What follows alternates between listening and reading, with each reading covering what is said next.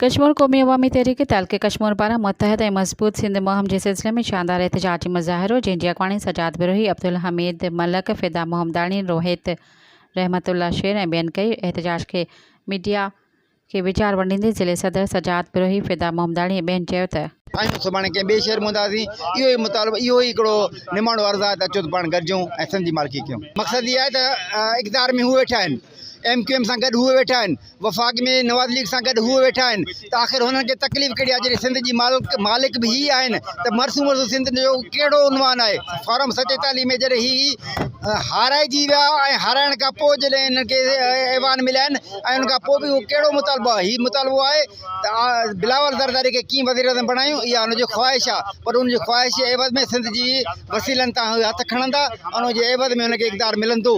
पर सिंध जा माण्हू सम्झनि था त ही इक़्तिदार जी ॾाकिण सिंध जे माण्हुनि जे सवालिया मुक़दर ते आहे ऐं अचो त पाण गॾिजूं। ही जेके ड्रामा आहिनि हिन जा, कॾहिं मुहाजिर जेको सूबे जी ॻाल्हि थिए थी त माना असां वॾा चैम्पियन आहियूं सिंध जा, अहिड़ी तरह हिन जे ड्रामा आहिनि जीअं ईंदड़ इलेक्शन में असांखे वोट मिले, पर वोट सिंध जो माण्हू हुनखे कोन ॾींदो आहे। हमेशह फॉर्म 47 ते चूंडिजी ईंदा आहिनि। उन्हनि 20 सालनि खां वठी सिंधियुनि सां इहो ई कमु रखियो आहे। हिकु पासे इक़्तिदार वठी मज़ा माणनि था, सिंध जे जेके बि हुकूक आहिनि, जेके वसाइल आहिनि, जेको सिंध जो पाणी आहे उन ते धाड़ो हणाए इक़्तिदार वठनि पिया। ॿिए पासे वफ़ाक़ खे ऐं जेके मुल्क जा वारिस जेके पाण खे सॾाइनि पिया उन्हनि खे ब्लैकमेल करे इहो असांखे तासुर ॾिए पई त असां सिंध जा वारिस आहियूं ऐं सिंध जे हक़नि ते असां जेको आहे कॾहिं बि सौदेबाज़ी न आहे कई।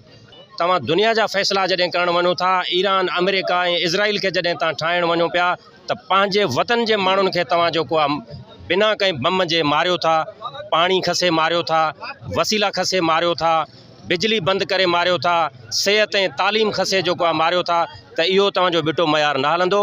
ही वतन जा माण्हू जेके आहिनि उहे शऊरवंद माण्हू आहिनि, तव्हांखे कॾहिं बि कोन बख़्श कंदा ऐं जेतर ताईं तव्हां इन शयुनि खां पाण खे पोइते न हटाईंदव एतर ताईं असीं रोड रस्तनि वारी जदोजहद जेका उहा जारी रखंदासीं। जीअं त एहतजाज मुकमिल सिंध में हलनि था, इन हवाले सां अॼु कश्मीर में बि एहतजाजी रैली कढी वई आहे जेका क़ौमी अवामी तहरीक जे तरफ़ां आहे। सो इहा आहे कश्मीर में जेका सिंध मां मुख़्तलिफ़ शहरनि मां जेका ॿार अगवा थियनि था उन्हनि जे हवाले सां ऐं उन सां गॾोगॾु जेका सिंध सां नाइंसाफ़ी थिए थी ऐं असांखे पोयनि 40 सालनि खां वठी हिकिड़े ड्रामे जे पोयां लॻायूं था अचनि, कॾहिं मरसूं सिंध न ॾिसूं, कॾहिं कहिड़ो नारो। सो असांखे पाण में विढ़ाए करे उहे सिर्फ़ु पंहिंजा मुफ़ाद हासिल कनि था। जेका उन्हनि सिंध में तरक़ी कई आहे उहा पूरी दुनिया खे ख़बर आहे ऐं हाणे वरी हलिया आहिनि त असां पंजाब खे फ़िलां शइ ॾियूं था। छा सिंध में तरक़ी थी चुकी आहे? अॼु बि असांजा ॿार स्कूल वञण खां महरूम आहिनि, स्कूलनि जी का बिल्डिंग बचियल न आहे, का अस्पताल जो निज़ाम न आहे, इलाज जे लाइ असांखे पंजाब ॾांहुं वञिणो थो पवे। त उन्हनि सिंध में कहिड़ियूं तरक़ियूं कयूं आहिनि जो अॼु बि असां पोयां लॻाए करे उहे सिर्फ़ु पंहिंजो मुफ़ाद हासिल कनि था। सब्सक्राइब कयो अवामी न्यूज़ HD खे ऐं ताज़ा तरीन ख़बरुनि लाइ ॾिसंदा रहो अवामी न्यूज़ HD।